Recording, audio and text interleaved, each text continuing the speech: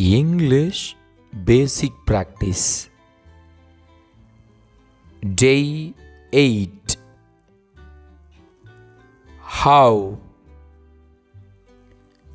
do you teach? How do you play? How do you come? How do you go? How do you help? How do you dance? How do you work? How do you arrange? How do you meet? How do you encourage? How do you forget? What? What can you do?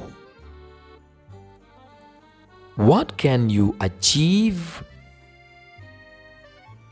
What can you write? What can you create? What can you give? What can you take? What can you play? What can you read? What can you change? What can you do? Don't.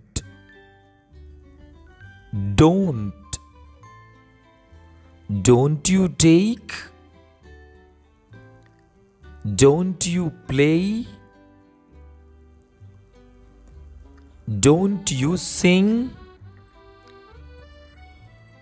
Don't you speak? Don't you go? Don't you come? Don't you sit? Don't you help? Don't you share? Don't you drive? Don't you speak? Don't you enjoy? I don't come. I don't go. I don't take. I don't play. I don't walk. I don't hate. I don't meet. I don't write. I don't bring. I don't care. I don't force. I don't worry.